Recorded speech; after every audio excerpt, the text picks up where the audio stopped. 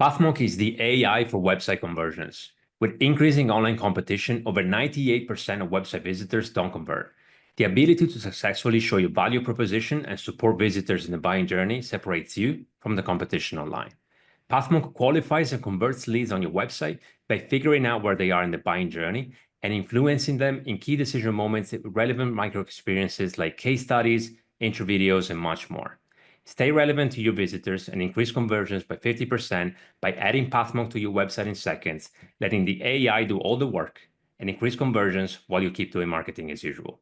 Check us out on pathmonk.com. All right, everyone, welcome to today's episode of Pathmonk Presents. Today, we are joined by Reuben. He's the marketing manager at Workamajig. Reuben, welcome to the show. Hello, thank you, Rick. Thank you, Pathmonk. It's definitely an honor to be on the show. Well, we'd love to have you here. And Reuben, let's start with the basics for a second. What's the big idea behind your company, if you were willing to share? And if you were explaining it to a friend over coffee, how would you describe what you do exactly? Sure, so I'll definitely take a step back for a minute. Workamajig serves the advertising industry. Especially recently, I'm sure everyone's been hearing there is so much software out there and even more new software, especially with the age of AI. There are new software, new tools coming out every day. It's sometimes very hard to find your footing in the industry and find what really serves you as opposed to just getting lost in all the options out there. Workamajig is very specific software. It was built by creatives for creatives, serving the advertising agency specific, both in-house teams and agencies. We kind of put together the features and limited it and boiled it down to exactly the features that our industry needs. We've been in the market for something like 25, 30 years. We kind of use our history and our experience in the market to figure out exactly what processes are most beneficial for agencies. And we built our software, a full, complete suite of software to give them exactly what they need and when they need it. Nice. And you guys been around for so long that you must know exactly what these agencies need and kind of the evolving needs over the years, right? So that I think that's a compelling value proposition for anyone looking, to work with software for anyone really in the industry, advertising industry, right? Yes, Please go ahead. it's definitely amazing to be working like shoulder to shoulder with people who've been in this industry for turn around. Some guys get 25, some of the women on our team are 30 years in the industry. All are, or any issue that comes up, they've been there, they've seen it, they've done it. Definitely there's a huge curiosity in our company. That's something that we definitely pride ourselves in, always looking for new things, new angles, new features. And that combination of history, knowledge, and curiosity has been driving Workamajig for the past 25 years. Oh, I'm sure. I'm sure. And I'm curious, is there any kind of specific agency, if you will, that you think where your product really shines? And I guess in a way, I want to understand a little bit about the key problems you help them solve and the experience that they might have when they work with you. For sure. Yeah. So there definitely are specific agencies that benefit the most from Workamajig. I won't say that almost any agency can't get benefit out of Workamajig, but the greatest benefit comes really on the reporting side and the operations side of an agency. Workamajig is made up of two primary factors, project management side of the software and a full suite of accounting side of the software. But when you have those two running in the same system and you have all employees in the company working off the same software, the reporting that comes out between the two of them is something which is phenomenal. It goes down to as much detail as you want, you can always find there. So that brings us to what agencies benefit most from it. So typically, like smaller agencies, I would say, on the size of like 5 to 10 users, they do get benefit from it, but they don't get the full benefit because their reporting needs are usually a little more basic. But when you go up from 10, 15, 20 users, that's where the real benefit shines out. That's where we have people just living in the software day and night. This is their bread and butter. This is what they're working with. The year-end reporting is phenomenal. It's actually fascinating sometimes. We this happens actually pretty often. You'll have, companies who agencies that are working with clients, sometimes, clients that they think are their most profitable clients. When you boil down to the reporting, turns out that they're not so profitable because of all the changes and all the difficulties they go, the extra time that gets put into them. And then sometimes you get the flip side too. And that's a phenomenal feeling to be able to get the data down pat and to realize, some of these clients that you're not giving enough attention to, they're kind of just, you think it's just a basic client. And when you're running the reporting and you dig in deeper and you have the ability to dig in deeper, you realize that those are some of your most valuable clients. So it's definitely the visibility aspect of it. Oh, of course. And, I can only imagine as, just putting myself in the shoes of a user, the ability to have that reporting, right? And that much data and being able to kind of ideate and strategize around it, because you have numbers, right? You have quant data, right? And then, okay, what do I do with it? And what's the why behind it? So there's so much to uncover actually just from a report, right? But Definitely. yeah, I'm sure it's actually quite fascinating when it comes to it. For sure. I would add to that also estimates is something which is amazing. When you have all that data in the right system to be able to pull an estimate based on, the project management side of it, of what you're going to need in the project, having all that data in the system, and then you have the accounting side of what your cost is and, how you want to charge for it, and to be able to pull an estimate quickly is also definitely a huge benefit you get from having an all-inclusive system. Right. So these agencies, how do they discover you? And maybe, if you can expand a little bit on the marketing channels that have become your go-to for bringing in new clients, new customers.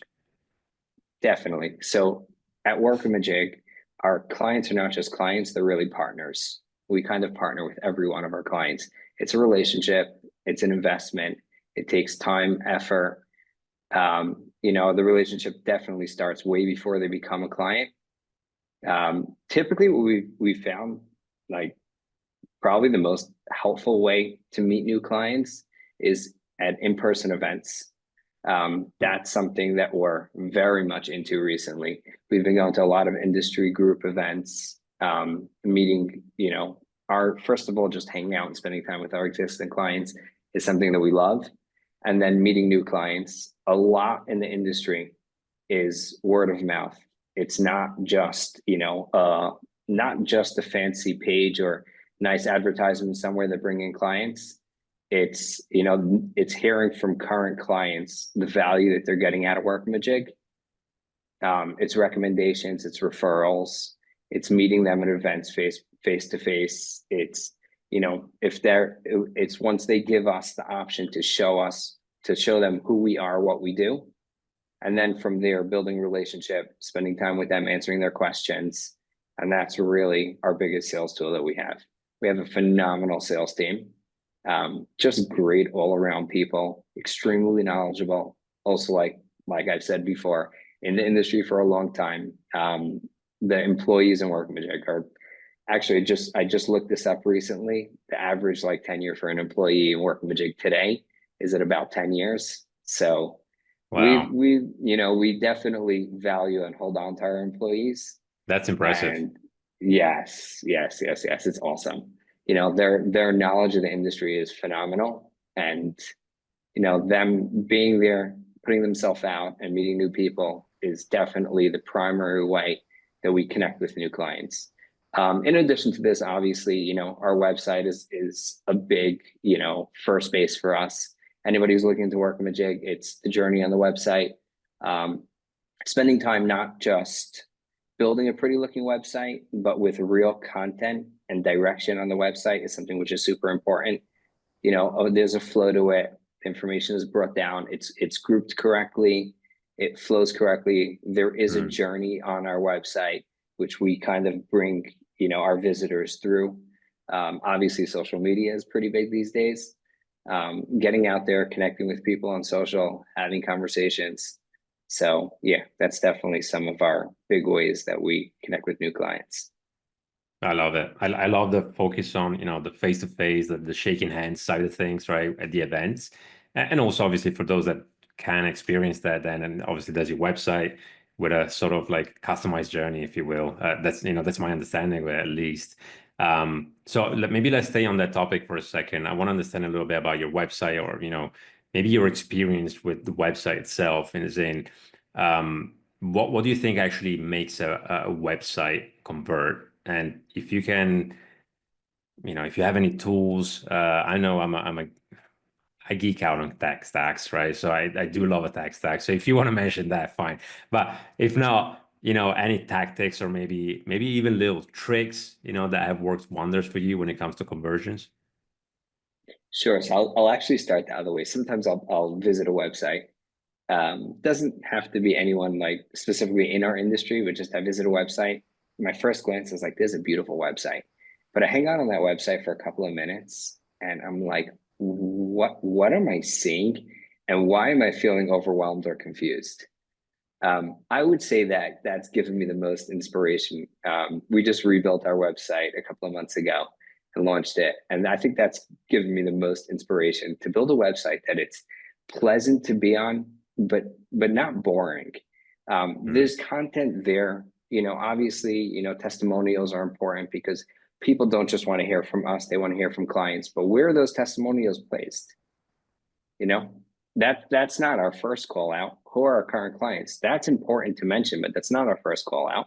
It needs that clarity, but with depth. It needs to be intriguing. It needs to be thought provoking. Touch on pain points. Touch on what people are jumping onto our website. That means life for them is not beautiful and peaceful and enjoyable. Something's bothering them if they're looking for something new. So, try to connect with the visitor. Who is he? Get an idea, build a little persona. Who is he? What's he looking for? What's bothering him? And then try to answer his questions in a nice, thought-provoking, but also gentle manner. Build a website in a way that the colors are pleasing. There's a journey. There is a way the page flows from the top to the bottom. What are we offering them? Also try to keep it positive. It's a positive experience. We're offering something good. It's not a scare tactic to just, discuss all the issues running around the industry. We're here to offer something nice and something beautiful. And that I felt was very helpful. Okay. Sounds so simple on paper, right? But obviously there's so much that goes behind Super it. hard to execute. Right. But that's very interesting, especially the focus on, who is your visitor, right? And you say, who, yeah, I guess I think you said, who is he? Who are they? Um, yeah, if you understand that deeply, then it's easier, the copy comes easier, the visuals comes easier, the journey itself, the flow of that page. So, um, staying on who is a person, I want to switch gears for a second. I want to understand about you a little bit more, right? So Sure. what, I guess in a way, if you could share with us, what does a typical workday looks like for you at Workamajig, and what are the main things that you focus on a day to day? For sure. Yeah, I'm definitely happy to jump into that. But first of all, I'm relatively new to the industry. Not crazy. No, I've been in the industry about 3 years. So it took me, like I would say, a good 6 to 12 months to find my footing in the industry. There was work to do. There were projects to touch on and to cover and to manage, but to find the projects that really talked to me definitely took some time. So yeah, what is my typical work day? I'll be honest, a lot of my work day is meetings. I'm a people's person. I love connecting with people. I actually 2 months back flew 5,000 miles to join a group of our clients at an event that we put on, a training event for our clients. Oh, I did wow. not need to be there for any technical reasons or logistical reasons. I just wanted to meet the clients. These are the clients that I work with day in, day out. To meet my team in person, I work remotely, and to have the opportunity to just pull dinner together with our team was worth the flight on its own. So I'm a people's person. I meet people. My primary responsibility is dealing with our partners, both our technology integration partners and also a lot of industry consultants that we work with. We work on a lot of content together, video content, webinars, podcasts, a lot of written articles, in addition to like the basic marketing stuff like website and social media, planning of events for our users. That's definitely one of my responsibilities too, and I love it. I love the opportunity to put something together to give more value to our clients, teach them new things, connect with them at the same time, making sure to give them a fun time. So yeah, I love that. Meeting with clients, flying 5,000 miles, that really speaks to how much you care and actually how much of a people's person you are. Because not everyone would do it, you know what I mean? Not if they don't need to be there, right? So Yes, it was a phenomenal experience. oh, I can imagine. I can only imagine. But okay, that sounds pretty cool. It sounds like there's a lot of variety also in what you do, right? So that keeps things interesting. Yes, but I got to be honest, the only way I can cover that variety is I have an awesome team behind me, super helpful. Everything we do, it's a very collaborative team. So everything we do is together. Everyone's pitching in on all our projects. So that definitely makes it happen. That's cool. So speaking of keeping things interesting, I want to jump into a rapid fire question Go for segment, it. if you don't mind, right? So this is something we do to keep things engaging a little bit. So you ready for it? Yep. All right, let's do it. So do you prefer watching or reading? Well, for work, I prefer watching. For entertainment, I prefer reading. Okay, fair enough. So There's what's the nothing like latest a piece? good book on the couch. Nice. So I'm gonna keep it generic and then you can pick whatever you want. But I was Go gonna for it. ask, what's the latest piece of content that you picked up? And content could be a book, can be a video. And were there any gems or ideas that really stuck with you? For sure. Yeah, recently I was on a webinar. We were talking about um, sorry, we were talking about company culture, and the thought that's still ringing in my mind is company culture starts from the top. And I love that. It really resonated with me. If the leaders are setting a nice standard in culture, that really trickles down to the team and creates a culture in the team. And sometimes we get it the other way when you have a leader that's just not putting a good feeling into the team, then you feel it all the way down. Yeah, oh, that's a good one. Um, Maybe this is somewhat related, but if you could, okay, let's go back for a second. Let's say you have a magic wand, okay, and you can fix only one frustrating thing in your marketing life with it. What would it be? Analyzing my data for sure. Okay, that's a good one. That was easy. All right. Yes. Fair enough. I think many marketers will relate to that one.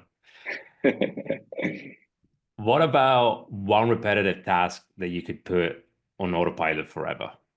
What would that be? That's a good one. Um, that is a good one. Setting up client meetings in a more efficient way. It probably could be done, but I don't have a good system in place, but that would be great. All right, fair enough. So, if you could go back and give your past self a quick pep talk at the start of your journey in marketing, what kind of advice would you drop? Explore, explore, explore, explore. When I came into the industry, I was like, I would say a little bit like afraid to open myself up to new things. And the more I do, the more I realize how great it is. Not all of them worked. Some of them fell flat. There were some big projects we invested tons of time in, and we didn't get much out of them. But I learned from there. I learned from there what doesn't work for us as a company or me as a person. Some things are just not, I'm not the right person to be in that seat. But definitely open myself up more to people and to projects and to new ideas and test out the waters and see what works. That's a good one. Keep learning, right? Always keep on top of things. So you don't have to learn everything, but don't close yourself to the opportunity Exactly. One at a time. Not all projects at once, but one at a time. Keep trying new things. Fair enough. Fair enough.